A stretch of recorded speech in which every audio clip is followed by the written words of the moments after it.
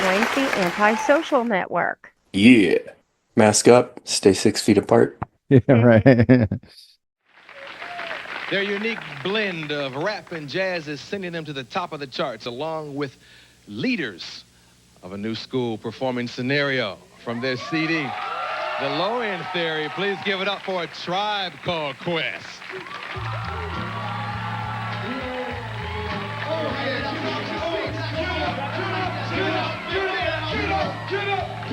Here we go, yo. Here we go, yo. So what's the scenario? Here we go, yo. Here we go, yo. So what's the scenario?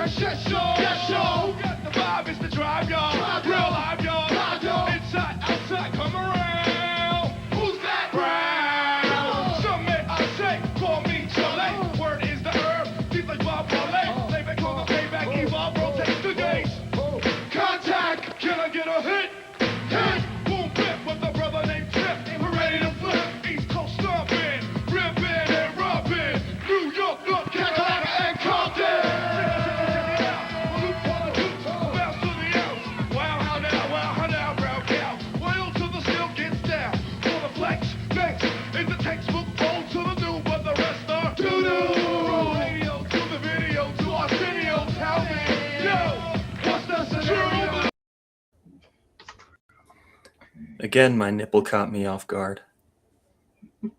TMI, Aaron. TMI. Well, it's in the intro. That's what caught Oh me. yeah. Okay. Oh, okay. Yeah, you're right. Yeah, that visual. Well, we can get that Visual worked on evidence if of you that, don't want yes. it, but No, it's fine. It's just I forget it's there, and then it's right before the end, and then I'm Yeah. cracking up when we start. Well, the algorithm went out and found that, and now you're gonna have to live with it. So. yeah. All right. Okay. Welcome, Can't argue welcome, with the gentle algorithm. listener. Oh, welcome, gentle listeners, once again to YUH with Lisa, Phil, and Aaron. This week we are talking to admin Thea, our chief squirreler, and my partner in squirreldom. Yeah. This week we're talking about Low-End Theory by Tribe Called Quest. It's a 90s album. Aaron presented it because he knew Philip hadn't heard all of it because it's not Philip's usual cup of tea. I knew he hadn't heard any of it. Right. Yeah, I really haven't heard any of it. I actually enjoyed this more than a lot of albums that we've covered. It's come up 2 or 3 times in previous podcasts, I think. Yeah. I think that's what convinced him to jump to it. Yeah. And this week we I just mentioned that I'm trying to mention, sorry. Admin Admin Thea has created something of an introduction, and I'm going to let her have that. Hi there, everybody. Welcome, Thea, and thank you. Hi there, everybody. Thanks for inviting me. I really appreciate it. I really enjoyed this album. This album came out, in 91. I was, very young, still in high school. It came out at just such an incredible time, and it was just so fresh and so new and so good. So happy to be here to do it. So just a little bit of some stream of consciousness I came up with just as an intro to this whole album. So just a little background. This album, just 1 month after dropping their first album, which is called The People's Instinctive Travels, Fife Dogg was actually diagnosed with diabetes, and he briefly considered exiting stage left from the band. It was a tough moment, no question. Suddenly life came with needles, diet changes, and zero patience for nonsense. So thankfully, Q-Tip stepped in like a calm but firm coach and said, "You're not leaving, you're leveling up." Fife stayed, grabbed the microphone tighter, and turned his verses into witty, sharp jabs. that hit just as hard as the beats. Meanwhile, the group didn't exactly take a breather. Instead of relaxing after album number 1, they rolled straight into recording the Low End Theory like a band that forgot what time off even means. Fife later summed it up perfectly. Tip simply did not believe in stopping. The album itself balanced brains and bass. Its title nodded to both deep low-end frequencies and the not-so-great low-end position of black men were often pushed into socially. They didn't come alone. Jazz legend Ron Carter added buttery, upright bass, while leaders of the new school, featuring a very energetic Busta Rhymes, stormed in on Scenario like they had had 3 espressos and a mission. Behind the scenes, pure chaos with a rhythm. Managers were fired, lawyers fired, lawsuit unlocked, a switch to Russell Simmons' camp, and a year-long tug of war for money. The whole experience left the group a little side-eyed, and music and sorry. It's okay. The whole experience left the group a little side-eyeing the music industry, but it also gave the album extra edge. Turns out frustration pairs beautifully with great bass. So just a little, Awesome. Yeah, well said. Thank you. You covered a lot of ground there, including Fife Dogg's battle with diabetes that eventually took him away from us, and just a lot of the. Now, does it indicate whether he discovered he was a type 1 diabetic or type 2? I'm most curious. I didn't go looking too deeply into that. We can always take a look at that later. Okay. Or if only we had access to all of the collective information of the entire universe since the beginning of time, forever and ever. Right. We got you. Thank you, Aaron. Also known as our crack research team. Type 1. Crack or quack? Okay, that's the worst. Quack, right. Conflicting reports. So Fife Dogg That's the worst, and Q were buddies going all the way back to like grade school, right? I mean, they grew up in Queens. Preschool, yeah, like church preschool. Very much New Yorkers. And that area was a jazz hotbed, right? I believe like Dizzy Gillespie, and I can't start rattling off the names and everything, but it was very much part of the culture there. And that's why this album is infused with a lot of different samples, but a lot of jazz samples that those of us who are novices find obscure, I guess. And I like the bluesiness that slips in. That was what I enjoyed. Oh, I love some of the horns in it are just silky. They almost remind you of like a film noir type sound, or a gumshoe detective movie or something from the 40s or whatever. It's like really funky. Yeah, funky. Just stylish. But fresh, like funky, but in a fresh way. Yeah. I have to say that it took. I don't want to say funky fresh, but like we talked about last cliche. summer. This is a long time coming. We were going to do this.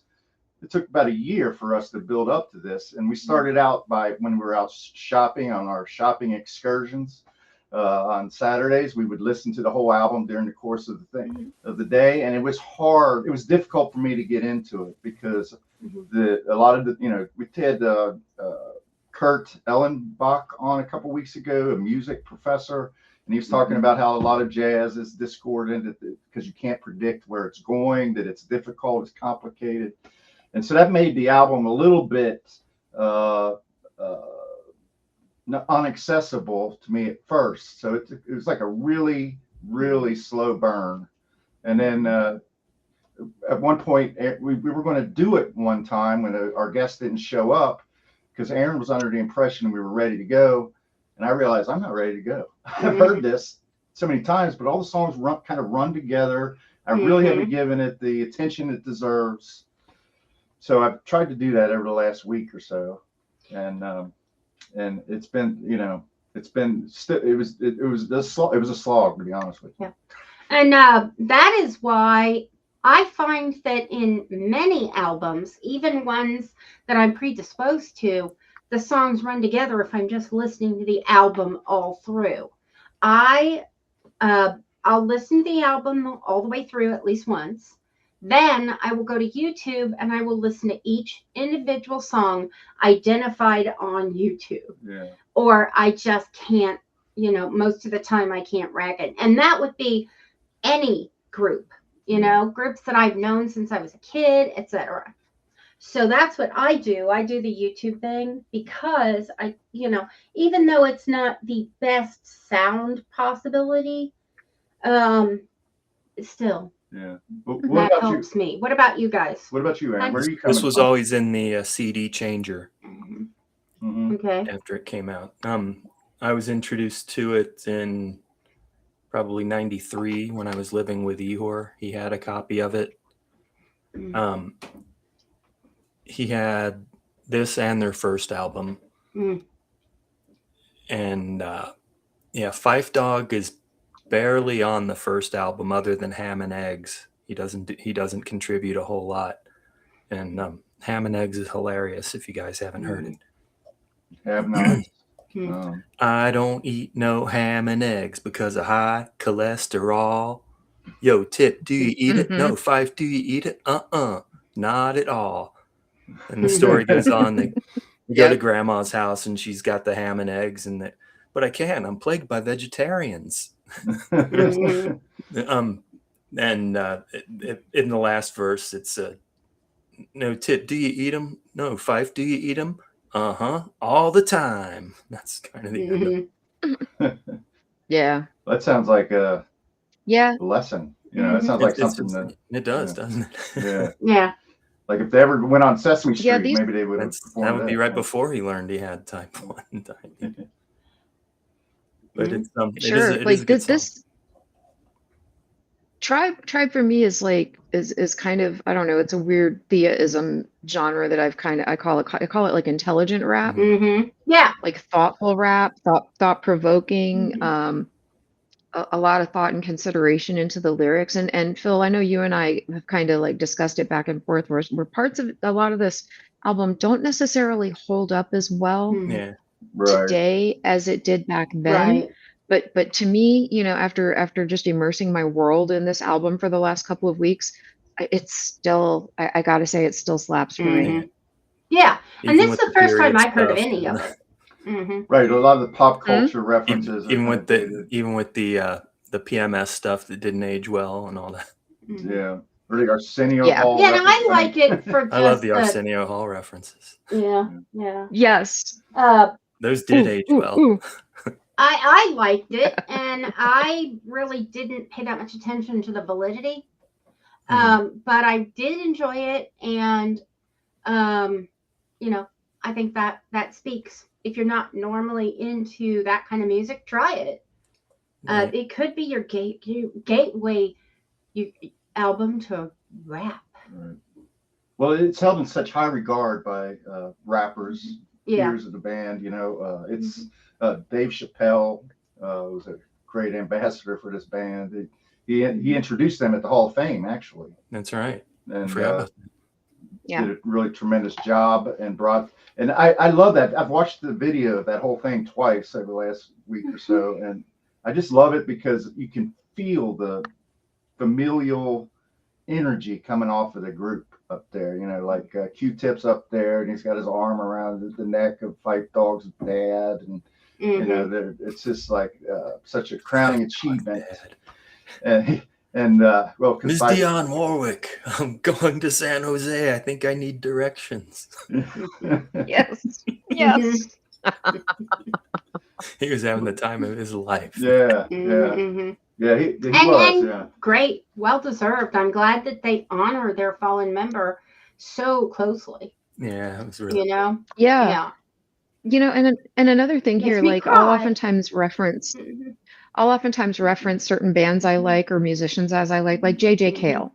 I'd say the majority of people aren't super familiar with JJ Cale, but he's one of those, if you know, you know. And he's like a musician's musician, like all of the greats, Petty, the Eagles, Eric Clapton, Leonard Skinner. They all covered. Maybe the Eagles didn't, but they all covered JJ Cale songs and gained great notoriety out of it. and the undercurrent of that really was J.J. Cale. That's what I mean by like a musician's musician. I kind of feel like Tribe is very much like that these days. A lot of your popular artists these days are going to give flowers to Tribe Called Quest. And just with how things have changed, they're one of those kind of if you know kind of things. Does that make sense? Yeah, absolutely. Well, I heard on this podcast I was telling you about before we started recording, Tribe did a lot of sampling, but they've been sampled a tremendous amount also. Something I think it might have been the last track. It's been samples of samples. Yeah. And really, I think if the construction is unique enough, the samples are secondary. Yeah. Like the fact that they've sampled is Scenario's secondary. been sampled something like 91 times, according to this source. Which Scenario, what has? The song Scenario. Because I can't hear you when I have the headphones on. Okay. The song Scenario. Yeah, and Q-Tip has appeared on other, guested on other albums. He performed with the Beastie Boys. Not too long after this album, he was on Ill Communication. Yeah, that one passage, and well, he's like he's half the song. Yeah. Check it out, right? Yeah. Yep. Okay. 1 2 1 2, keep it on. Listen to the shit because we kick it till dawn. Listen to the abstract, got it going on. Listen to the ladies, come on and let me spawn on your eggs as we go up the river. Love it. Listen to the abstract, the freaky. I'm gonna stop there. No, but that's a highlight of that. Aaron spitting mad lyrics, yo. But I'm like, the first time I heard that when that album came from the record club, I popped it in, and I'm like 10 syllables in, I'm like, that's Q-Tip. Yeah. Yeah. I didn't know who it was, but that passage resonated with me because I am a fan of the Beastie Boys, and it's a great rap for sure. He's also on the Chemical Brothers song. What's it called? Galvanize. Because there's a party over here, so you might as well be here where the people care. Don't move back. And another thing, they seem to be like a bridge between like the first wave of rap, which was kind of really infused as pop, like pop offshoot, and now the harder edge rap maybe that we're more accustomed to today. And Chappelle talked about that during the Hall of Fame ceremony, talking about how here you could have very thoughtful, very traditional, or I guess nothing really was traditional at that point, but organic urban music that was not negative necessarily, that was kind of bridge that gap, So that positive, intelligent rapper, like genre-ish. Right. So there's a lot of things I love about this band, and I did develop some favorite tracks out of this. But like I said, it was a slog for me to get through it. I'm glad I did. I'm glad I went on that journey. But so why don't we? I think we have expressed love, and now it might be an idea to get into the song. Unless we want to talk about the native tongues and that whole collective they were in New York. Yeah. Zulu Nation and all that stuff. So the posse track thing at the end, Scenario, that's with Leaders of the New School. And I'm not sure if they were technically part of Native Tongues. I think they're honorarily part of Native Tongues. But you have like the Brand Nubians and De La Soul, Queen Latifah, and they're all this kind of sort of positive collective, and they were loosely associated with Zulu Nation, which was Africa Bambaata's thing, but African Bambaataa is now canceled. He's a sex pest. The sex pest. Yeah, I've heard that term before. That's the way the British say it, and I think it's just funnier that way. Anyway, Scenario kind of blew up Busta Rhymes enough that it ended up splitting up the leaders of the new school. Him and Charlie Brown were basically the co-heads, but I think they'd split right before they were signed, and they only got together because the record label guy said he was signing with Charlie Brown. He said he'd only sign if Busta Rhymes got back in. And Busta Rhymes got back in so he could have a record deal. Interesting. But Interesting yeah, backstory there. he's a show stealer, I guess, and Charlie Brown didn't appreciate that. Oh, yeah, for those of us not necessarily in the know, I think you said new school.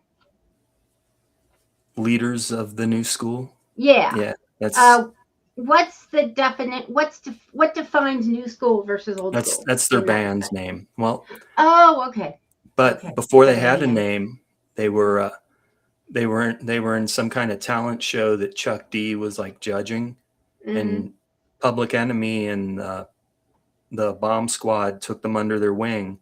And they had another band they took under their wing at the same time, and they had two different names: Leaders of the New School and Young Black Teenagers.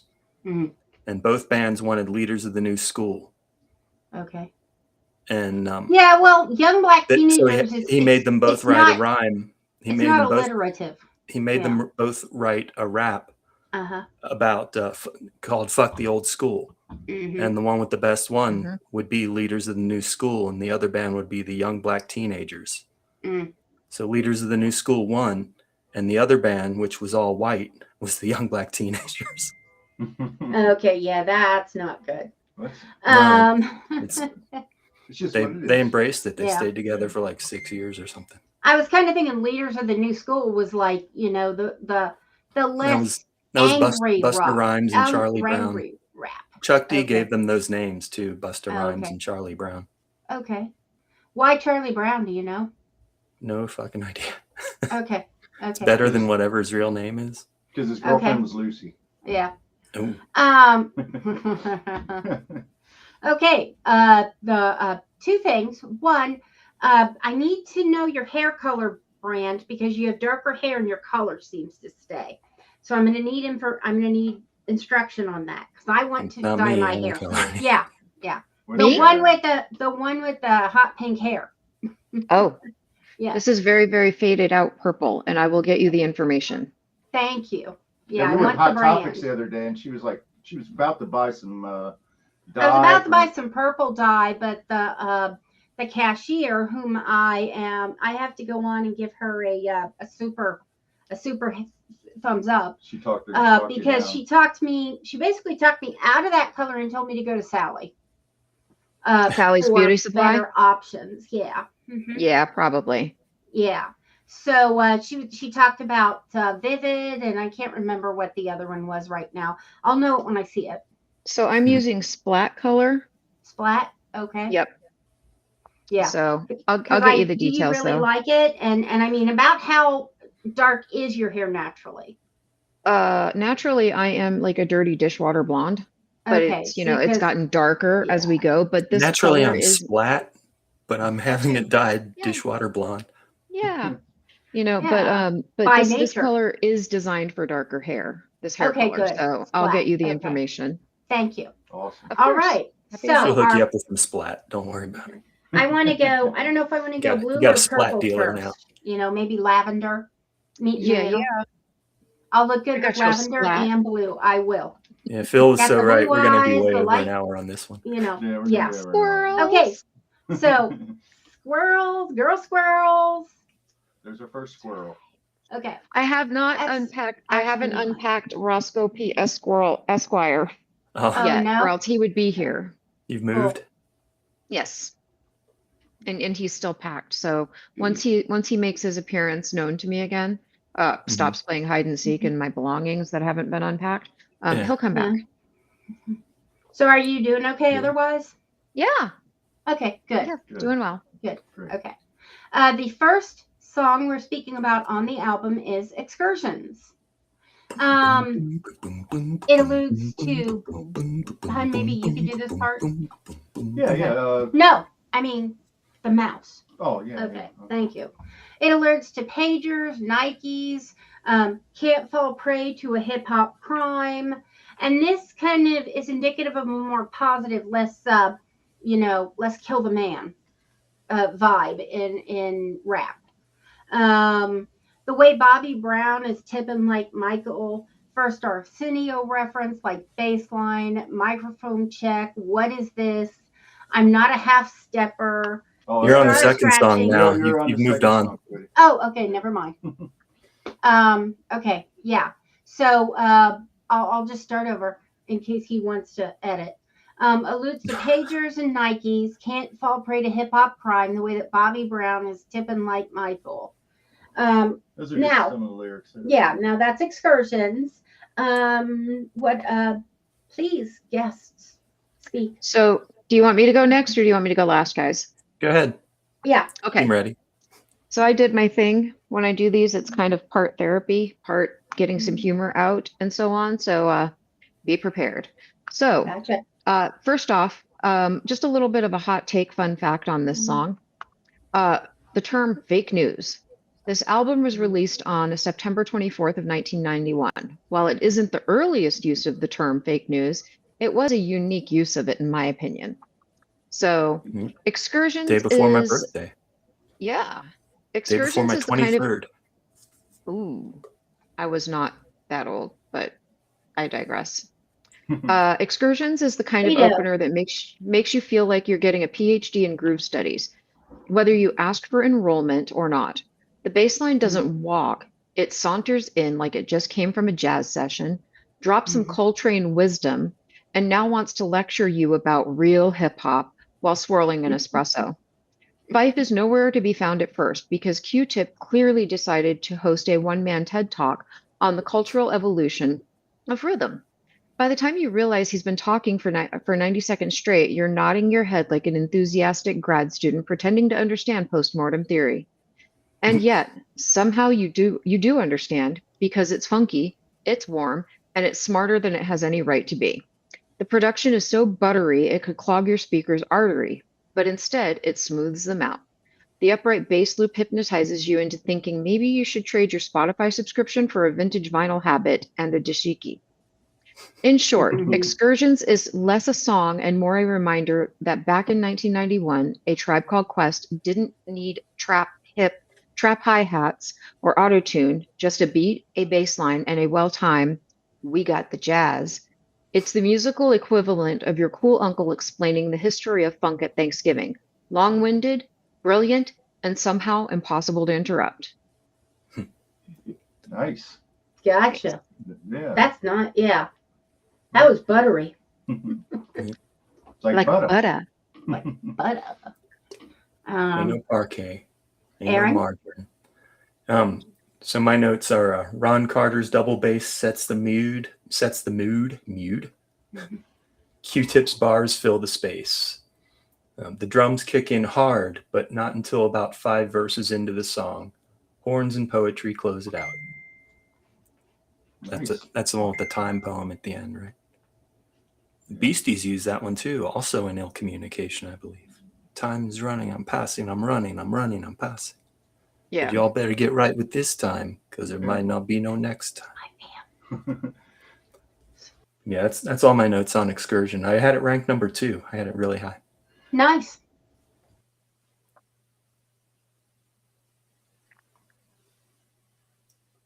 Lost your sound there, Phil. I muted for a second because I had a behind the scenes question. The next song is. Wait a minute. He didn't do Okay. Excursions I got yet. something to say. Okay. Yeah. No. I Oh. thought I said your words. That's why I was wondering. No. Uh-huh. I'm gonna go. Well, okay. So you mentioned fake news. I think it's interesting that the Mhm. word excursion is in the news. Like, Yeah. I mean, it's sort of fake news, you know. Mhm. And the definition of excursion is like a short pleasure trip. Trump doesn't know what an excursion is. No. Right. So that's Mhm. irony. That's something that's topical. Well, for that's him, an emerging, excursion is going out to the golf course. That's right outside your home in Sure, that's Mar-a-Lago. an excursion, but for Yeah. him, the war's an excursion. Mhm. I love the way that the album. I had this ranked pretty low, but I I like the way it opens because it sounds like a jazz group tuning up, tuning and getting ready to actually perform. And then I think it's the one where Ron Carter's actually playing like with them in the room. Yeah, I'm sure it's not a warm up exercise. I'm sure it's a jazz, it's a sample. No, the man himself. They got Ron Carter to play bass for this. Right, you mentioned, yeah, that's right. Okay, And that's why they bleeped out. He didn't want any curse words in it, so they took out the words bitch and shit. If your sis is a bitch, and I forget what shit was rhyming with. But. Yeah. Well, so Ron Carter, okay, he's sitting in on this. So, but the intro of the album, you've got that cool little jazz groove, and then he goes, "Back in the day when I was a teenager." And I just feel like that was a strong intro. Yeah. Even though I didn't have the song, a lot of times the opening track of an album really pops, and I have to say that this one it didn't really light me up. But the intro of the song was good and strong, and I just wanted to mention that the sample that I took note of, "A Chant for Boo," Art Blakey and the Jazz Messengers. But as we mentioned, this band sampled all kinds of things. Like they might Got the horns on the outro. I think so. Yeah. So I only had it ranked. Let's see. 6.9. Yeah, I had it. I got you here. 10th. Out of 7.5 is as high as Phil had it 10th. So it's not too far off. All right. Okay. Our next song is Buggin' Out, and I am going to let Philip start this time. So I couldn't get the vision of Cash Patel out of my mind when I heard this, and I actually saw the video. I forgot about the video with the fake eyeballs. Yeah. So I think even we talked about how Tribe can be sort of dated. We're finding reasons to bring it back to the present day here. But it was the first Arsenio reference in the album that I think it recurs later in the album on, I can't think of the track. But obviously, I think Tribe went on Arsenio Hall several times, and he was a big proponent. So the band was very much steeped in the pop culture of the time. Yeah. The band and Leaders of the New School went on Arsenio Hall together. So just like what they did in the studio, and that blew up and drove album sales for this, and drove album sales for Leaders of the New School. That they had a CD out like just before this one, and then Busta Rhymes went solo. Yeah. Okay. Was that an advisable thing to do? I mean, I know I've heard of Busta Rhymes. Yeah, he's still doing rhymes about the Dungeon Dragon. Okay. Well, it again opens with a good. Rah. Right. Let's do it. Roar. Like a dungeon dragon. Roar. Microphone check 1 2. What is this? It was another great intro. Great segue into this song. I'm not gonna take too much more time. Menya is the Mooch by Jacques de Jonnef is the sample. Now, is that a reference to Minnie the Mooch? I could only imagine so, probably. It's a jazz. Maybe a French version. It's kind of a that does jazz look kind of French. standard, but then also Spinning Wheel, which was was that Earth, Wind and Fire? Oh, I love Spinning Wheel. No, it's I have no idea who does it. Blood, but Sweat, I love and Tears. it. Yeah. But that was also Blood, Sweat, and Tears. That was that's like the first song that I actually wanted to sing all the way through. Yeah, that's a great song. Yeah, it is. Okay. Thea? All right. All right, Buggin' Out, which is track 2 on side A of this one.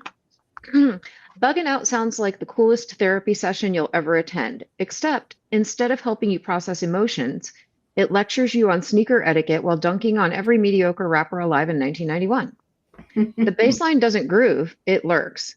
It's like a jazz musician and a street poet conspired to make your head nod out of sheer intimidation. Fife Dogg bursts in like he's 5 feet tall and powered entirely on fury and Fila sponsorships. Every bar feels like he's been personally offended by complacency. He's not just bugging out, he's declaring war on anyone who rhymes Mike with tight for the 3rd time in one verse. You can practically hear Q-Tip smirking in the background, adjusting his shades while thinking, let him cook. Then Tip steps in, smooth, sly, surgical, like the friend who doesn't raise his voice when he humiliates you. His flow is so relaxed it's disrespectful. It's the lyrical equivalent of a casual backhanded slap delivered with jazz timing.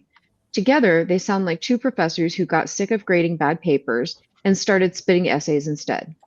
The beat is lean, mean, and endlessly looped, forcing you to sit in your shame if you ever doubted their genius. It's weaponized minimalism. No bells, no frills, just bars that casually erase entire rap crews from existence.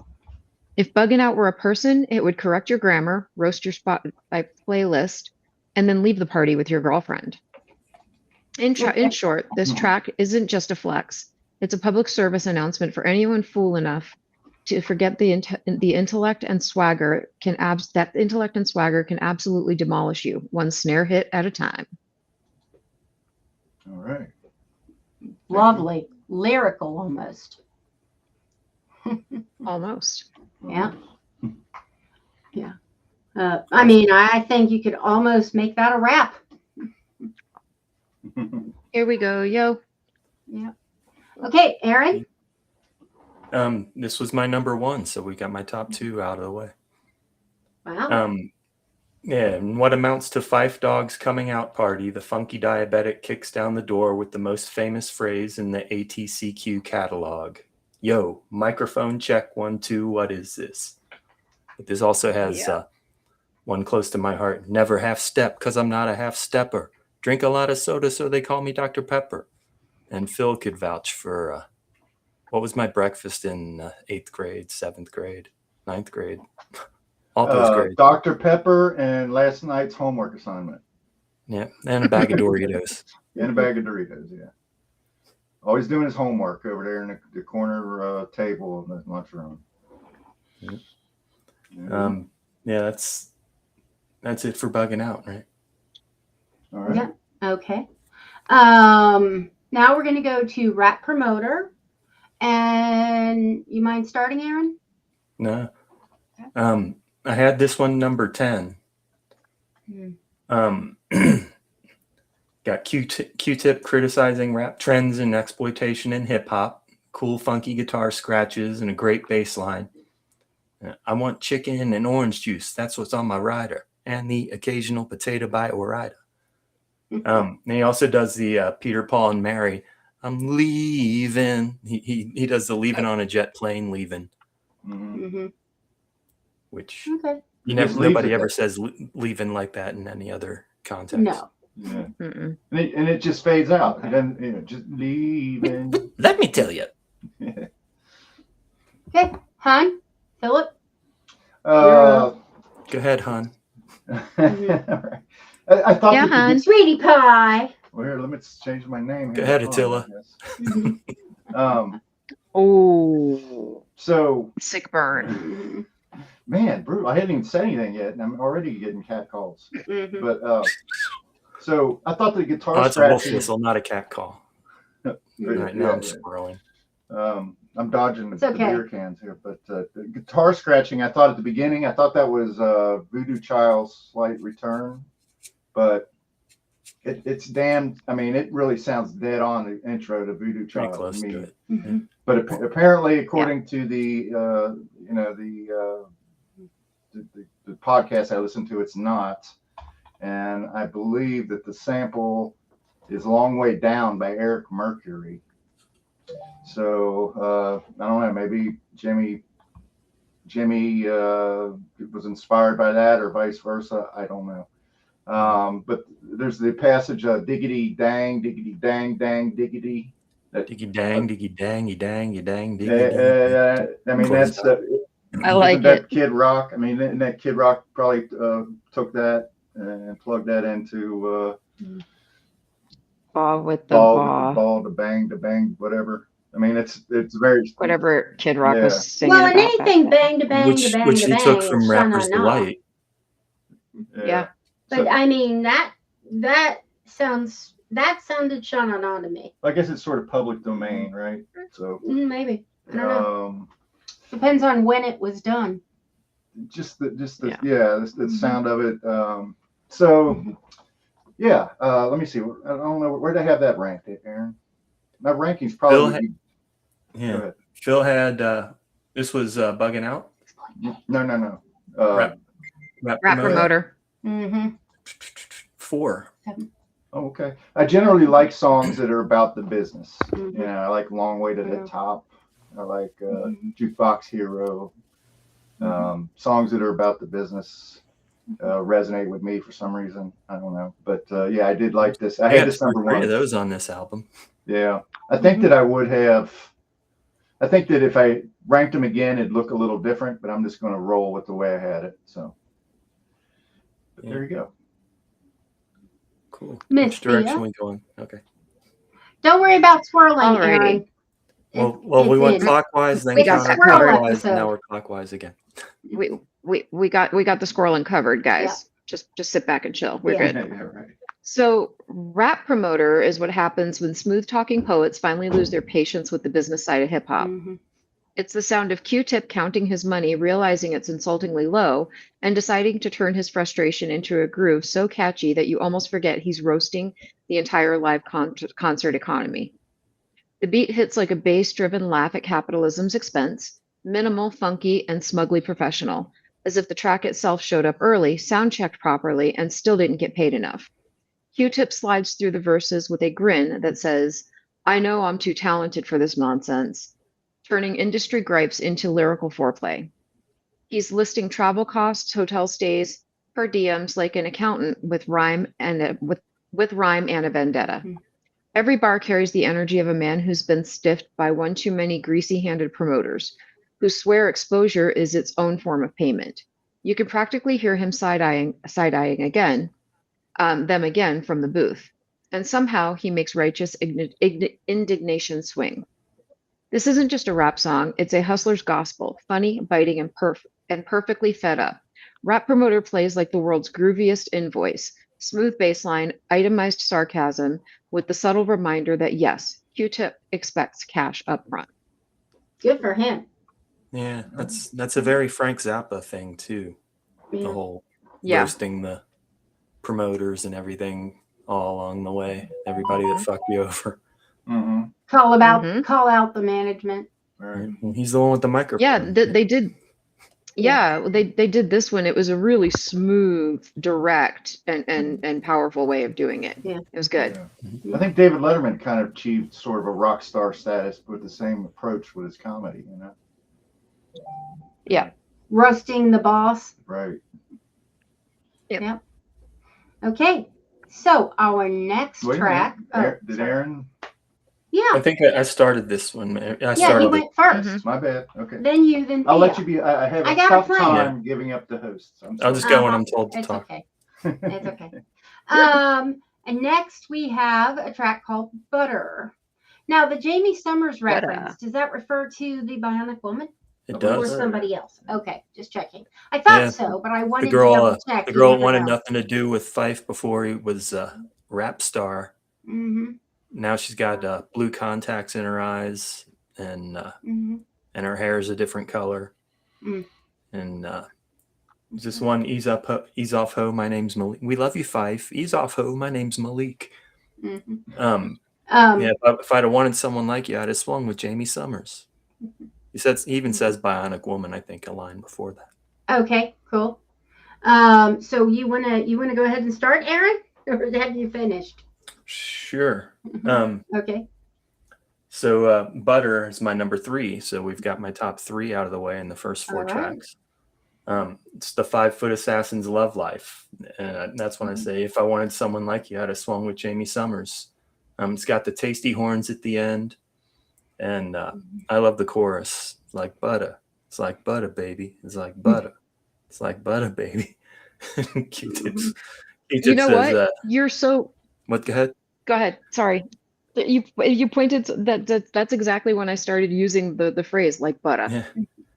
And Yep. and Q-Tip's like, not no parquet, not no margarine, strictly butter. Strictly butter. That's probably a New York colloquialism, right? I mean, it's like butter. That's something. It was also Mike Myers did that on SNL, where it was that coffee talk. Coffee talk. Yeah. Yeah. Yeah, Like, but did Barbara he get that, Streisand, she's like butter. did that come from this though? I mean, doubt it. when was coffee I think talk? I think Phil's right. It was probably a going around New York kind of thing. Okay. And then it became colloquial. It became that colloquial. And this one too, it's just, and I'm smooth like butter, and then it's like butter. It's like butter, baby. It's like butter. I like it, and I like, you know what, the Better Council of America should definitely look into using that song in their commercials. You know, they could have it playing in the background as people are eating real Are they butter. plagued by vegans? Email that to yourself, Oh, Lisa. I don't Get know. that to the Dairy Council of America. Right. Might be able to cash in on that. Dairy Council idea. Okay. Sorry. So, Thea, I'm assuming you're not Aaron. Yeah. She's So- calling her dairy council lawyer here about Yeah. You know. her dairy accountant. Yeah. So I didn't do the ranking properly, but if I were to, this would have been my number 3. I would have given it 8 out of 10. I really liked this one. Butter is the smoothest track on the Low End Theory, and it knows it. In fact, it's so damn smooth, it practically slides right out of your speakers straight into a moisturizer commercial. But let's be real. This isn't just smooth, it's arrogant smooth. It's the kind of track that walks into the room in a silk shirt unbuttoned to the navel, sniffing its own cologne and calling itself classic. And annoyingly, it's right. Fife Dogg takes the mic like he's auditioning for a rom-com directed by Spike Lee. He's cocky, hilarious, and shamelessly judgmental. A pint-sized Casanova cutting through romantic disaster stories with the precision of a barber's fade. And he's ruthless. Every verse is a public execution of messy relationships and questionable dating choices. The man's not just spilling tea. He's throwing the whole pot at whoever broke his heart in '91. Meanwhile, Q-Tip's beat creeps in like it's been Flow? Is that the one? Meanwhile, Q-Tip's beat creeps in like it's been dipped in honey and dirty jazz vinyl dust. It's seductive, yet, yes, but also a bit too chill. As if it's quietly judging Fife's tragic dating resume while sipping a Negroni. The bass line doesn't bump, it caresses, like it's flirting with your speakers instead of shaking them. You could call Butter a love song if love were petty, brutally honest, and allergic to self-awareness. It's part confessional, part stand-up routine, part roast session for ex-girlfriends and ex-egos. Every time Fife flexes, he manages to trip over his own confidence. But that's what makes it brilliant. In the end, Butter is less a song and more a crime scene. Fife's pride is sprawled out in one corner, his ex is in another, and Q-Tip's bass line is the detective calmly taking notes. Everyone's guilty. Everyone's cool. And somehow, it's still butter smooth, bloody messy, and irresistible. It's like butter, baby. Like butter. Ease off, ho. My name's Malik. Yeah. Well, that's a hard act to follow. Thea's really bringing the heat today. But I have to concur with what she says. It's very self-deprecating at the same time as reflecting on his Fife Dogg's relationships with women before his stardom. And I thought that where do I have it ranked? Wick, whack. Oh, I had it ranked startlingly low. I'm like really going against the flow with Aaron's rankings for sure. Yeah, we were opposites. It was like a virtual tie. Yeah. But the sample that I took note of was "Young and Fine" by Weather Report. I'm sure there's some more seasoning in there as well, but yeah, a very Some Yapo. intelligent rap for sure. I mean, everything about this band, It's smart. yeah, Yeah. it's complex. You can't pay it, you know, you got to give it your full attention in order to get anything out of it. And, there's another example. There's funky beats. You don't have to pay too much attention to. Okay. Verses from the Abstract featuring Vinia Mojica, please excuse pronunciation, and Ron Carter. Hun, you This want to is the one start where this he was one? in the room, not the first one. Okay. I didn't take a lot of notes on this one. Just took note of Busta Rhymes makes his debut on the album here. And it's a Q-Tip solo. Let's see, where did I have that one? Oh, I keep forgetting to look. Yeah, I have it. Like 7th. First from the Abstract, 7. Yeah. And it samples Heat Wave by the Star of the Story. I did listen to this morning, and I think this would elevate a little bit more in my rankings if I were to redo my rankings, which I'm not. But yeah, I don't have a whole lot on it. Okay. Thea? Verses from the Abstract.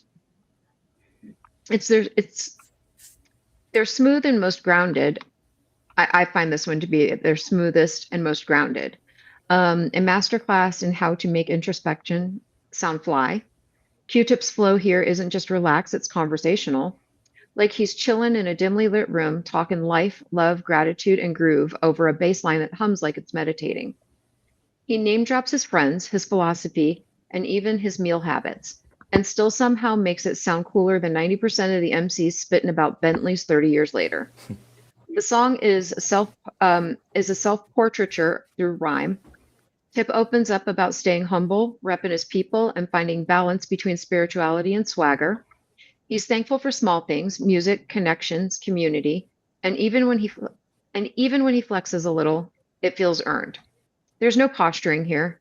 It's all lived in honesty, the voice of a guy who's figured out confidence doesn't need volume. The production, good Lord, that bass. Ron Carter's upright groove gives that song its heartbeat, and Tribe rides it perfectly.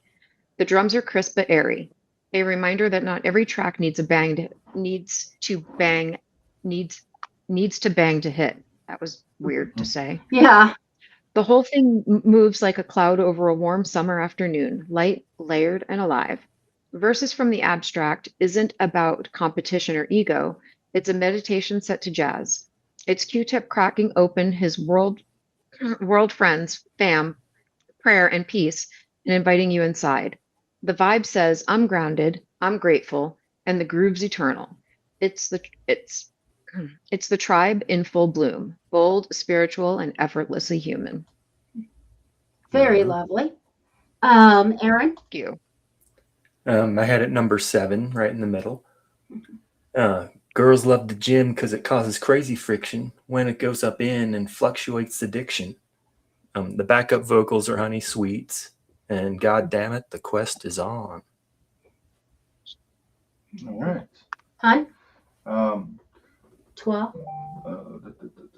Oh yeah, Oh, I'll you get go- your ranking here first. Yeah. Do you have anything else to say about it? No. Oh, yeah, I let off. Okay. Yeah. Okay, just checking. So we Yeah. got about Right. Okay, the next song is Show Business featuring Diamond D, Lord Jamar, and is it Sadat X or Sadat 10? I think it's X. Okay. And we are going to start off with Thea. All right. Show business is what happens when idealistic jazz poets remember the record industry is basically a used car lot with better lighting.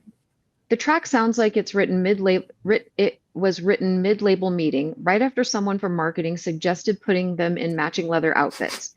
It's funky, furious, and dripping with acid reflux of betrayed creativity. Q-Tip kicks things off like a man filing a complaint directly into a drum machine. His flow is smooth, but the lyrics are pure venom, spitting truths about fake executives, shady promoters, and rappers chasing fame like it's an STD. It's not bitter for the sake of it. It's bitter because it earned the right to be. Every bar feels like he's pulling receipts out of his back pocket and slapping them on the table one by one, with jazz samples playing judge and jury. Then the guest feature comes through. Lord Jamar, Sadat X, and Diamond D, each lighting their own little Molotov cocktail and tossing it into the crowd. They're not rapping for clout. They're testifying like industry survivors with PTSD. The energy is burn it all down, but make it groove. The beat, classic tribe minimalism, low-end pimp slap, cool enough to disguise the rage underneath. It's laid back the way an arsonist might whistle while lighting the match.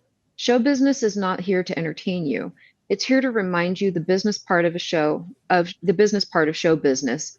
Remind you that the business part of show business is the parasite sucking the soul out of art. It's hilarious if you're not in the industry. It's horrifying if you are. Calling it cynical would be too kind. This is Disco Inferno for record executives, set to one of the funkiest funeral marches you'll ever nod your head to. Mhm. Ooh, yeah. Nice. Stab, stab, stab. Aaron. Bitch slap Yeah, I like that. or pimp slap. I don't know what the boing sound is, but it's pretty cool. Mhm. Going all through it. Boing. Yeah, we don't want to know how they achieve that sound. Get a good lawyer so problems won't pile. You don't want to make a pitch that's wild. I just have another great sounds in the outro, but I had it ranked 11. Okay. Sorry. Mhm. Well, Phil had it so ranked 9. I'm looking for you there. when I look Thank at you. the samples, it samples something called Georgie Porgy. That if you kind of research that, it's an incredibly homophobic sample. So this song kind of Yeah. kind of goes back to the Stone Ages a little bit. Bless you. At time, there are some things about it that are dated, and this is an example of that. Aretha Franklin, Rocksteady is also sampled on it. Wiki Wacky by the Fatback Band. You guys, we already mentioned the artists who cameo on it. It's more of a complex rap, I think, and I like the harmonies of it. I like the Bless you. She's allergic to this one. She's allergic to show Yeah. business. Yeah, I'm picking that up. I thought the drum beat was really good in it. Mhm. So I think I had it 9th. So it's not a ringing endorsement because of some of the overtones, but So we are, and we're on the Antisocial Network. I always forget to say that. Thankfully, it's in the header, but still. It's in the intro. Yeah, it's in the, I called it a header. It's an intro. But Yeah. yeah. It's in the corner on, to me, admin Thea's screen. Okay. Yeah, I see the little logo there. But still, it doesn't hurt to say But it. Thank you to the Okay. Antisocial Network. Very nice. Now, deserving. Stop Nana White. fascism. Okay. all right.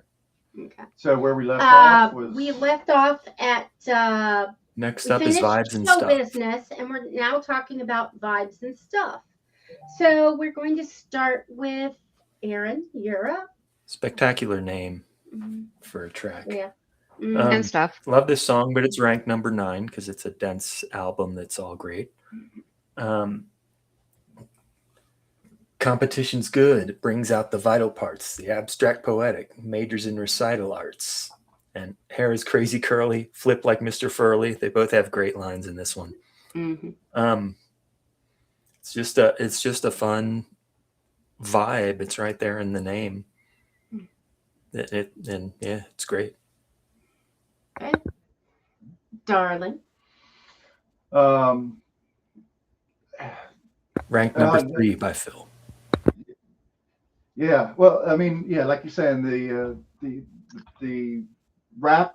Occasionally, it seems to me that, and not far be from me to be a critic of rap, right? Mhm. But Any sometimes Don Knotts reference is going to get a little bit of a bump from you, I think.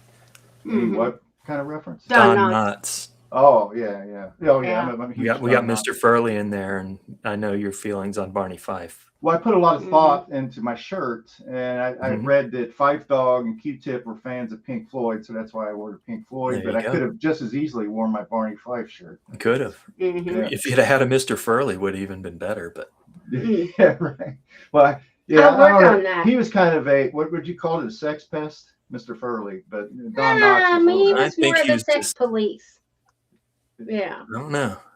Anyway. Well, they were. Yeah, I It don't know was why two I girls don't know and why a guy, Furley so he cared. didn't The want. Ropers seemed to be uptight about. Mr. Yeah. Roper seemed to be uptight about things, but Yeah.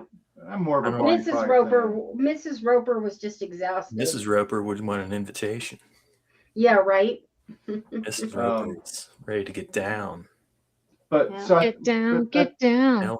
Helen was hot for Jungle the. Boogie. But yeah, and sometimes I feel like Tribe almost, like I said, far be it for me to criticize a rapper because I can't rap and I don't know from rap, right? But Mhm. sometimes it seems to me that there's a sameness to their rhymes. Mhm. Part of the reason they kind of bleed, the album bleeds together is because at first it's hard to like get engaged, is because there's, dare I say, there's a monotony to it or whatever, but not this one. This one, the lyrics are very more complex. Q-Tip is the Midnight Marauder, right? Yes, he is. That's the name of their following album, Midnight Okay. Marauders. Okay, this is all about the old days in Queens, which I really love that connection, and some of the greats who come from there. I think Dizzy Gillespie and just some other jazz artists are mentioned in it. The song is all about the vibraphone, apparently, an instrument. It's kind of almost like a xylophone. It's like a That's why it's called Vibes and Stuff. Yeah, Mm. like stands on the floor, and you've got That's what Ruth plays in Frank Zappa's band. I thought so. Yeah, I thought so. That I forget Looks which like a track it was. xylophone. Yeah. Most of them. hmm Inca Roads, you're thinking of, bro. The xylophone, not the vibraphone. The vibraphone. Ruth was playing the vibraphone. Vibraphone. Okay. Mhm. So that's all. Like Aaron said, I ranked it really high. I'm going to go. The sample was Down Here on the Ground by Grant Green. So if you like this song, you might go pursue Grant Green as well. All right. Yeah. Oh yeah. Sorry. Yeah. So Vibes and Stuff as well, fine. It's okay. It's just there. It's the kind of song that plays in the background of a coffee shop where everyone's laptop is open, but nobody's really working. The beat moves gently, so gently you might forget it's there. The bass line hums along politely, the drums sound agreeable, and the whole thing feels like it's trying very hard not to disturb anyone's afternoon nap. Mm. Q-Tip sounds relaxed, maybe too relaxed. He's talking about positivity, staying true, doing your thing, the usual Tribe sermon, but delivered like he's reading from the liner notes of a mindfulness podcast. Fife jumps in later to add some life, but even he sounds like someone turned down the brightness on the enthusiasm knob. Nothing's wrong with it exactly. It's smooth, nice, professional, but it's also kind of like the sonic equivalent. It'll soothe you, but don't expect to be awake after the second cup.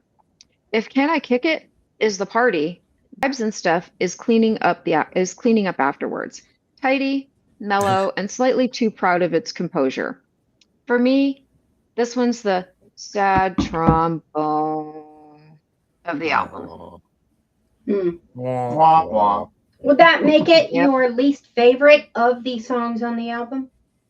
Yeah, for sure. And that's hard Should to I do put it because it's in? not a bad song. Go ahead. Yeah.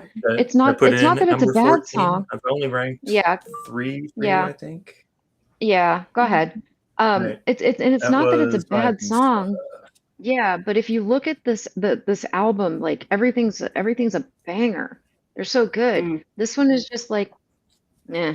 That's okay. So if you were ever to get on an elevator and this were playing, you wouldn't be completely shocked. All right. No. So I have for Thea's rankings: 1, Everything Is Fair; 2 scenario, 3 butter, and 14 vibes and stuff. All right. Well, I haven't Okay. given putting you it my number together. one yet. Oh, I thought. Oh wait, Well, you can Everything play is it. Fair You is told my me number beforehand. one. Yeah. I did. Okay. Okay. Our next song Trying to is fill in the gaps. Yeah. our next song is Infamous Date Rape, and we're gonna start with Philip. This is like a Classic. prime example of how this album is not necessarily aged perfectly.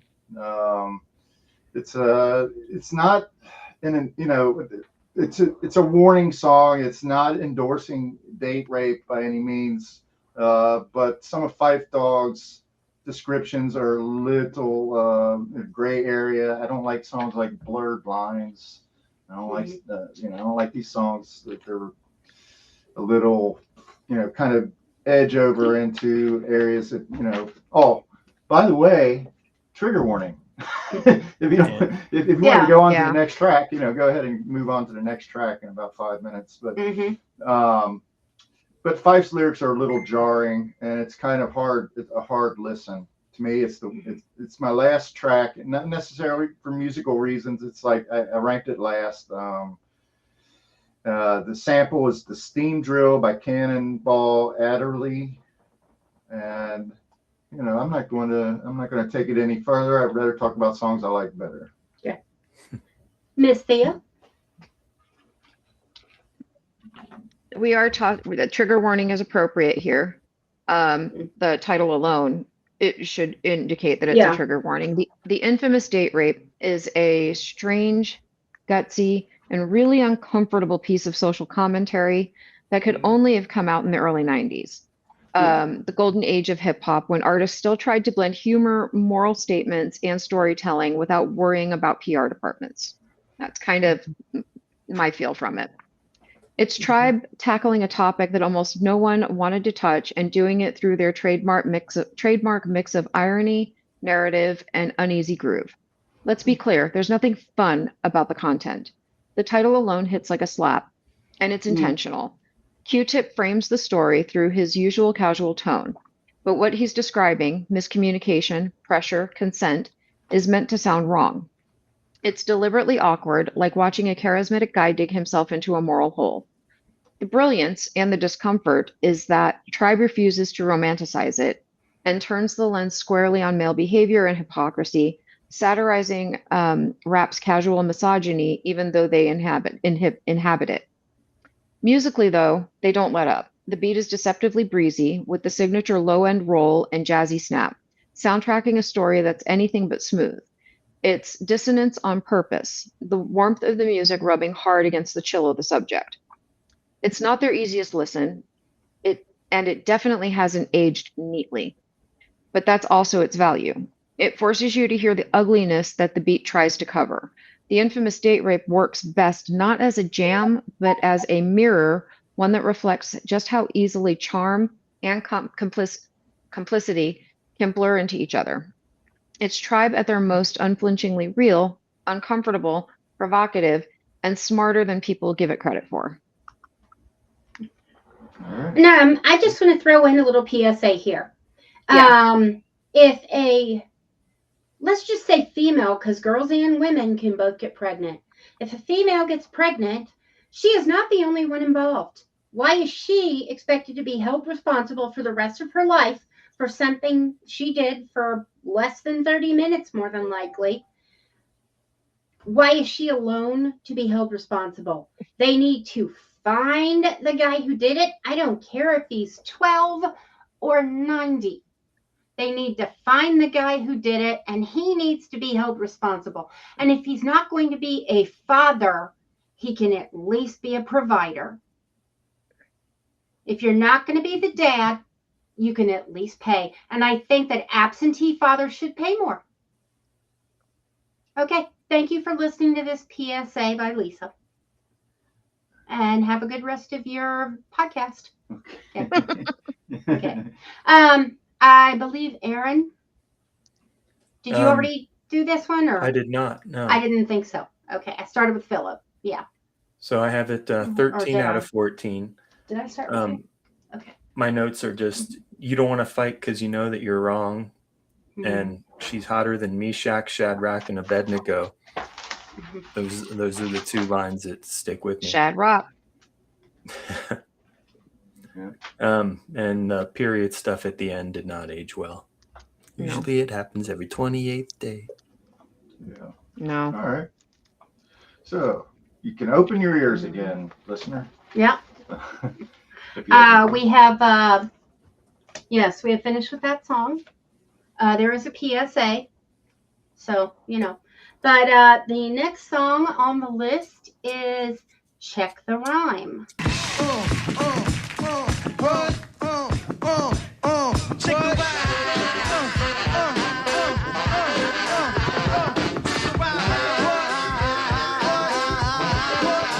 Here we go. Clap your hands, everybody. And everybody, clap your hands. Everybody up top. Clap your hands. Here we go. Clap your hands. Check it out. Back in the days on the boulevard of Linden, we used to kick routines and the presence was fitting. It was the abstract. And me the 5-footer. What? I kicks the mask down, so up off the Frankfurter. Yo, Fife, you remember that routine that we used to make spiffy like Mr. Clean? A tidbit, Yeah. a stringent. I don't get the message, so you got to run the business. Your point band All the time. Your point band All the time. Your point band All the time. Here's his mic. Fife, drop your rhyme. Here's a funky introduction of how nice I am. Tell your mommy, tell your daddy, send a telegram. I'm like an energizer, cause you see I last long. Cool is never ever whack because we stand strong. Stand strong. If you say my style is reckless, we get dead wrong. That wrong. It's still gonna do it and push it along. Come You on. be a fool to reply to Fife, but not the man. Cause you know, and I know, that you don't want air. Who I Special am. shout out piece goes out to all my proud to see. Proud to And the see. middle finger goes for your buckum seeds. Buckum Cause I seeds. love it when your buckum seeds despise me. Despise They get me. vexed, I'm all next, gonna get test me. Test me. Fly MCUs 5-3 and very brave. Very Top brave. of ring, no training cause I misbehave. Misbehave. And we are starting this time with the lovely and talented admin, Thea. Ooh. So, Check the Rhyme is basically the sound of two dudes being so effortlessly good at rap that they make the rest of hip hop in 1991 look like it's still doing homework. Q-Tip and Fife Dogg's chemistry is so tight it's almost suspicious, like they're practiced telepathy instead of rehearsal. Like they practiced telepathy instead of rehearsal. The whole track feels like a victory lap disguised as a chill cipher. They're not trying to prove anything, they're just reminding everyone they already did. The horns kick in like high school marching band that got lost on the way to the parade and accidentally invented smooth jazz. The bass line oozes along as if it's been paid by the hour. And the drums are so clean they must have come with a co-op membership card. You can practically hear the smug smile behind every snare hit. This isn't just confidence, it's confidence on a chaise lounge. Fife bounds in like a caffeine shot with sneakers on, drops lines that manage to be both self-depreciating and self-mythologizing at the same time. Q-Tip, meanwhile, sounds like a man whose pulse rate legally can't exceed 60 beats per minute. Together, they turn verbal sparring into bromance performance art. Check the Rhyme isn't a song, it's a masterclass in humble bragging, It's tribe putting their feet up on the golden age mantle and saying, "Oh, you just discovered wordplay? Cute." It's witty, smooth, cocky, and so perfectly balanced you can practically hear the sound of every other rapper quietly checking their rhymes and realizing theirs don't groove nearly this hard. Nice. Alright. Okay, Aaron? Yeah, it's my number 4. Yeah, I love the Fife Dogg part where he goes, "Here's a funky introduction of how nice I am. Tell your mother, tell your father, send a telegram." Yeah. And we got the "If knowledge is the key, and just show me the lock. Got the scrawny legs, but move just like Lou Brock." And then the Q-Tip classic. "Industry rule number 4080. Record company people are shady." Okay. And for those who come before, especially in 1991, a telegram is kind of like a email, but you have to take it someplace, write it, and they send it. And it actually predates the telephone. It's been around. And I believe they're still available now, but they were still utilized in the 90s. Yeah. Back during the fax machine era. And, Well, they So- go back to the Morse code Yep. era. and Lou Brock is Little bit of probably- a Morse code and all that. Yeah, that's how they would send the telegrams, and then they would be, they'd be received at the other end, and You they can see would it be printed reenacted out. at the Disneyland Railroad. Oh yeah, cool. Okay, well, some people might really know about that. Also- Honey? Oh yes. Go ahead. Fun Oh fact. no, you. There used to be a cool thing called a singing telegram. I sent one to Philip one time at his work. Oh yeah, yeah. Was that for your birthday Ooh. or? Yeah, or she for showed up. She had like a top Valentine's hat Day? on. She had like. How much did Phil hate that? It was. I don't know if it can be measured by the instruments of man. Well, it's okay because Oh my God. She handed me beer at the end, so it was Yeah. all she made up for any embarrassment. Yeah, I don't think I realized it was a singing Or else it's telegram. extra embarrassment on top of Yeah. the embarrassment. It was One like or the a other. beer. No. It was a beer bouquet of craft Yeah. beers. Yeah, and what it was the I had checked with his boss to make sure I was allowed to send him alcohol, Yeah. and his Aw. boss thought it was Hilarious. absolutely cool, loved it. They would So have turned that awesome. that out. wasn't a problem. Yeah. I don't know if this current boss would feel the same way. I know the last time I sent him something at work, I believe it was a man basket, with meats and cheeses and chocolate. Like Ron Okay. Swanson special. Yeah. All right, so here, So you're next. I Check the just rhyme, want- y'all. This was my number one. Bill's So I wanna- number one, yeah. Yeah, I felt like the chemistry between Fife Dogg and Q-Tip just popped on this, Mhm. and the rhyming was awesome. It's like, to me, it was like kind of epitomized it's kind of the heart of the album, I thought. And I love the sample from Average White Band, Love Your Life. Yeah, I'm not going to pile on many more accolades other than say it's number one. Shout out the new guy of Tom Petty and the Heartbreakers, Steve Ferroni, also of the Average White Band. Mhm. Okay. Nice. Okay, now I have a question relating to their relationship going all the way back to church daycare. Did they have church, as they grew up, were they church involved? I Were they think they were, choir they were involved? preschoolers Uh-huh. that went to the same church and lived in the Okay. same area. I don't know if it was a church daycare. Okay. And then, so do you know if they were involved in choir, if they were trained at all in church, musically speaking? I don't know. Okay. I just was curious. I wouldn't surprise- a lot of them, like, Whitney Houston, and they credit their church training, Mhm. Mhm. yeah, as part of their readiness to move out think into the they- world. They I got think their start Q-Tip in the more church credits choir. his parents' album collection. Okay. Mhm. Okay. There's that too. I mean, the Bee Gees, their first album resulted from a friend of their mother's being over, and they were singing in their, and she says, I'm kind of having trouble hearing you. Can you turn off the radio? And the mother says, oh no, that's the boys singing in their room. I'll tell them to be quiet. And the woman's like, no, because she knows some music people. And she's like, no, tell them to keep going. And the next thing you know, they have an album. Next one's Thea's number one. Yes, it is. Cool. Am I going first? Yes. Yeah, this is I everything. get you with first on your number one. Everything is Okay. fair. Okay, so this one is my number one, but I gotta warn everybody. Mhm. PSA, content warning. This was a squirrel rabbit hole for me, Mhm. and it may not make sense to anybody else, but it did to me, so whatever. All right. Everything is fair is a deceptively calm track that sounds like silk and tastes like cynicism. It's Q-Tip narrating capitalism's small hustles over the funkiest moral decay you've ever nodded your head to. The groove hums like self-assurance, but listen close. It's a mirror dressed as a jam session. Now here's where things get awkwardly familiar for a middle-aged Gen X riot girl like me. Let's rewind in the Wayback Machine, then time travel 2 years into the future. So we're rewinding back to 1991. And now we're going to time travel to 1993. Into the future for a moment to Snoop Dogg dropping Doggy Style in 93 with that infamous W Balls radio skit.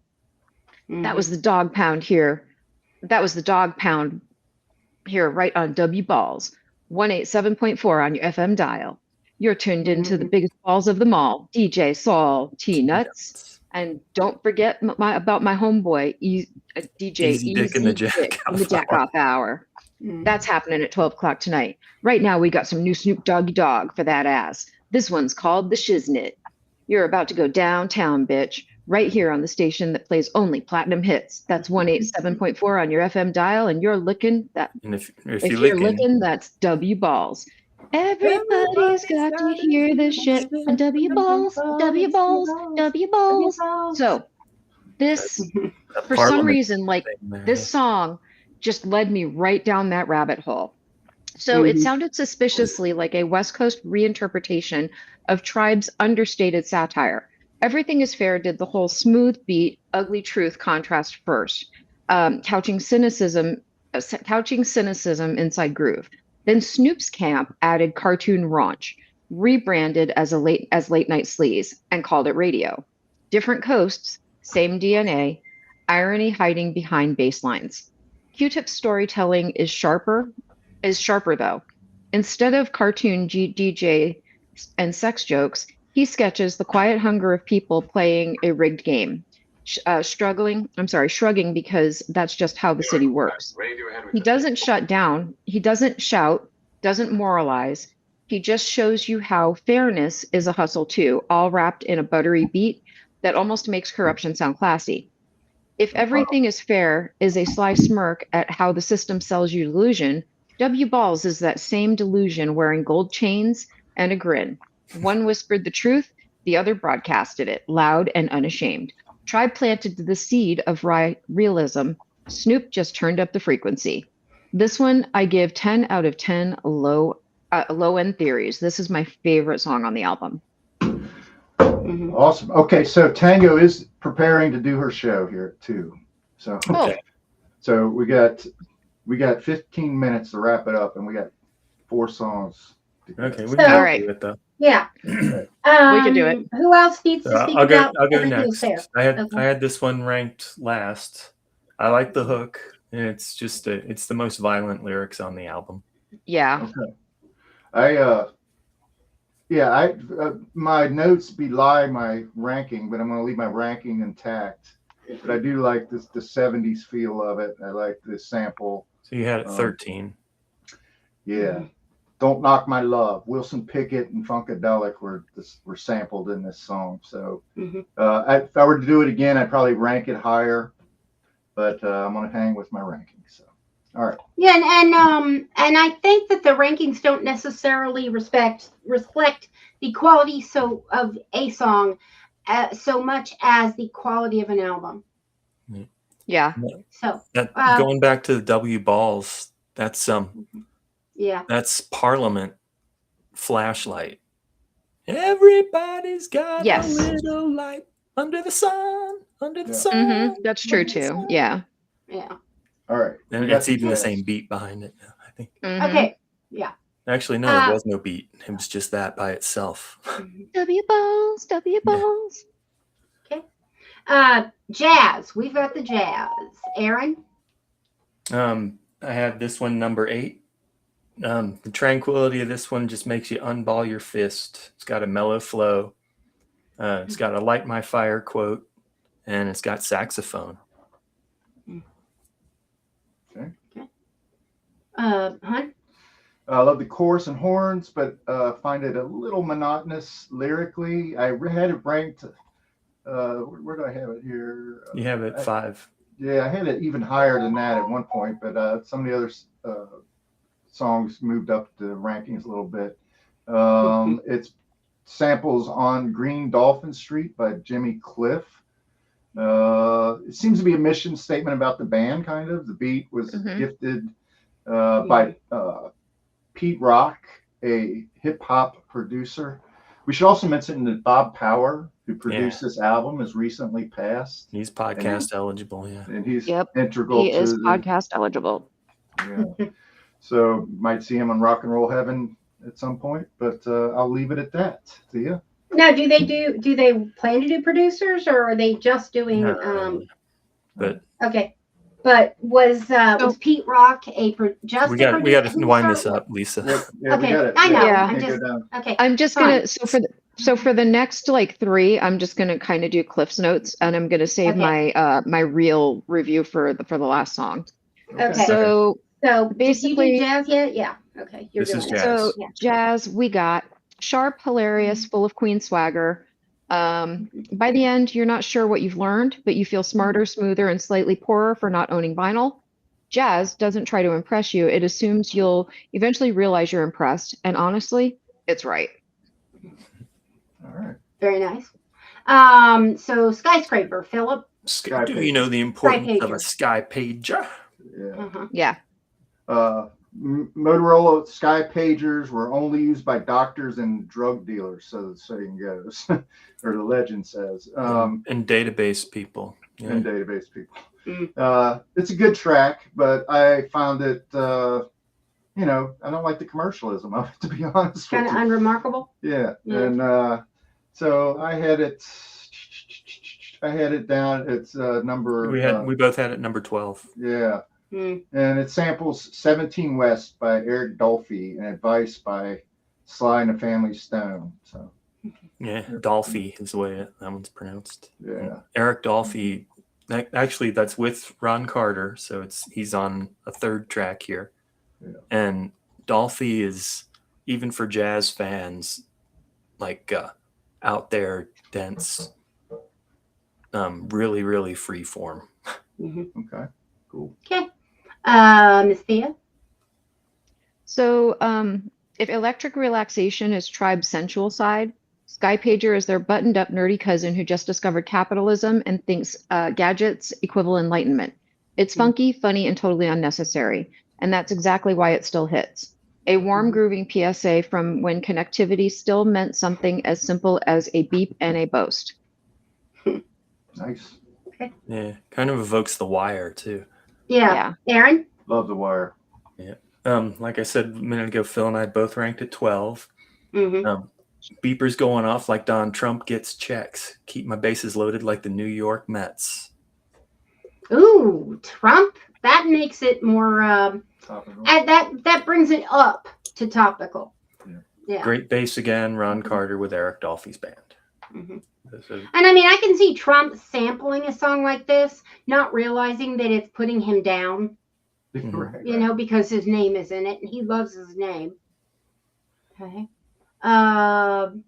Did we start with you? Yeah, we didn't did. quite have the Okay. baggage back then, especially my No. Yeah. rappers. Next one is What? Yeah, what? Okay, what?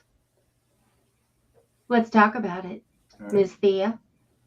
So basically, what is the sonic equivalent of Q-Tip waking up one morning, looking at his notepad and saying, nah, let's just freestyle a philosophy degree instead.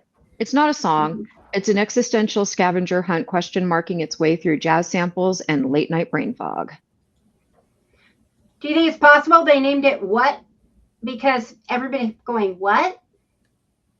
Well, in the chorus they Aaron? are. Yeah. What, Well, tigga yeah. what, tigga what, tigga what. My number 5, excellent wordplay, very funky sample, keyboard, I guess. What is a war if it doesn't have a general? What's Channel 9 if it doesn't have Arsenio? What are the youth if they ain't rebelling? What's Ralph Cramden if he ain't yelling at Ed Norton? What's Coke snorting? Yeah. What is position if there is no contorting? Mm. That his flow in this is just insane. Yeah. Well, hon, this is your number 9. Well, I 8. was telling Aaron Oh, yesterday 8, thank you. that I would move this up quite a bit. I mean, I really, really like it. I got to like it even more. So the more you heard it, the more you liked it. Yeah, it kind of, Yeah. to me, kind of probably inspired Bust a Move by Young MC. I thought that it kind of had that same kind of vibe to it. Funky bass line Similar reminds me. beat. Yeah. The second allusion to Arsenio Hall in the album. Also, And then the next one is they get famous for on Arsenio Hall. Yeah. Oh, yeah, the next track. Yeah. Uncle Willie's Dream is the sample that I took note of by Paul Humphrey. Also, ironically, it kind of reminded me of We Didn't Start the Fire by yeah? Billy Joel. Yeah. I can see it. think that, The rapid that fire the theme facts. is not or the, rapid fire. Yeah. yeah, So yeah. here we go. We're down to the final track. The penultimate Did- track did scenario. Thea go on this one? Please. I haven't gone. I went on the second to last. I haven't Oh, gone on this sorry. last one. Did you I'm go on what? sorry. Go ahead. Did I go? What? I went on what? Okay. Oh, okay. So They now were we're on. Making sure before we move We've all on three to done scenario. what? Yeah. Yeah, I thought she had. That's why, Okay. you know. Yep. That's I'm right. She doing started it us off, I think. order. Yeah. Mm-hmm. Okay, All right. so scenario. I'm going to let you, since you saved some for this, Thea, I'm going to let you go last. Okay. So, Aaron, Yeah, you can be the then big Phil, closer. then Thea. Good call. Mhm. Yeah. So this is my number 6. Powerful impact, boom from the cannon. Busta Rhymes was unleashed upon the world in this track. One of the all-time greatest hip-hop posse cuts. And the Fifer kicks it off strong with one of my favorite lines on this.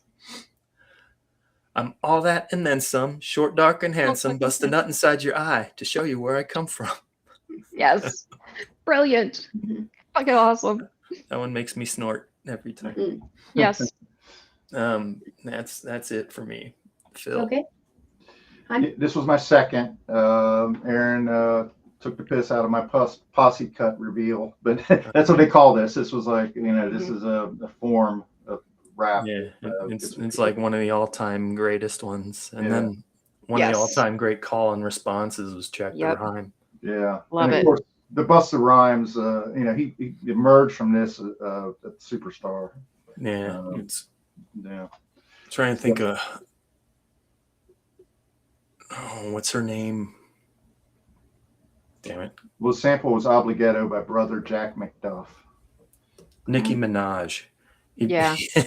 He's guests on the Nicki Minaj track where he does the Dungeon Dragon thing too, like I love decades it. later.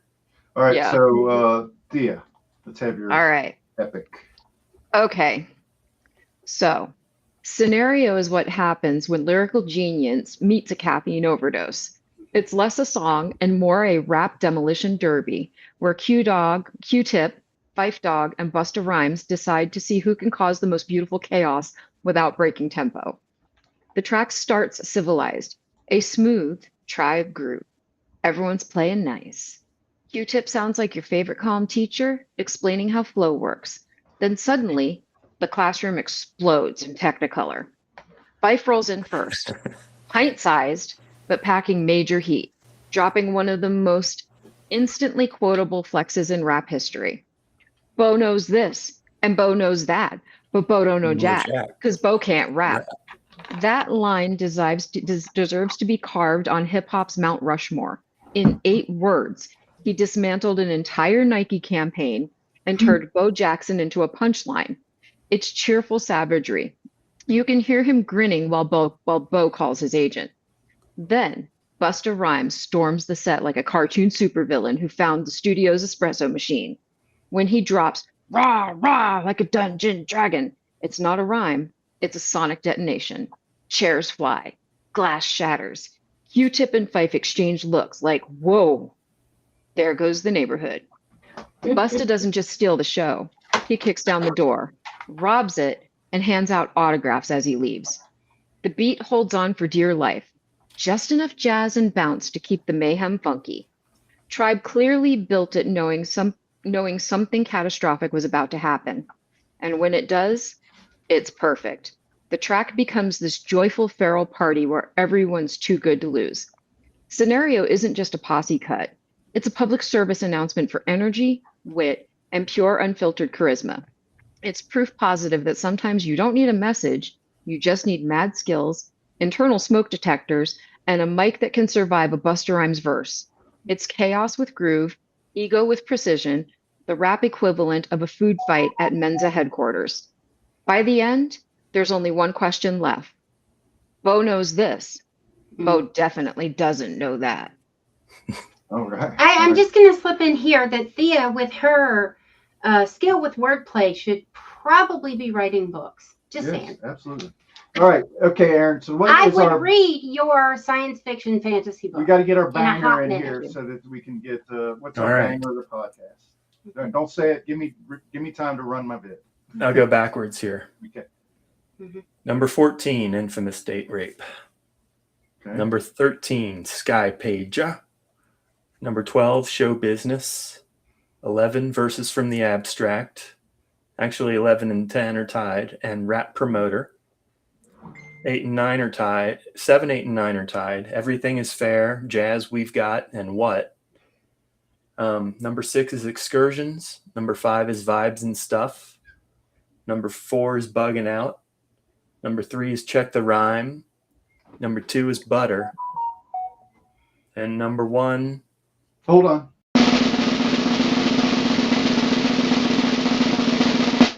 Yeah. Boom from the cannon. It's scenario. Well, that their song right there is a real banger. It's a banger. It's a banger. It's a banger.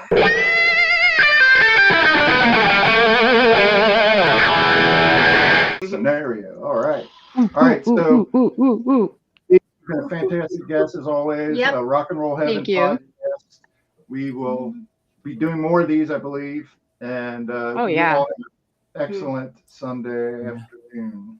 Be Thanks, admin y'all. by her at Rock and Roll Heaven Pod. Yes, Group Rock and Roll on Heaven Facebook. Pod on Facebook and the other socials and stuff, where we cover the lives, careers, and deaths of famous musicians. Currently covering Prince with LD. Hey, everybody, be good to yourselves and be good There's to each allegedly other. a website, but Yeah, they and don't our promote it. next appointment is waiting, so.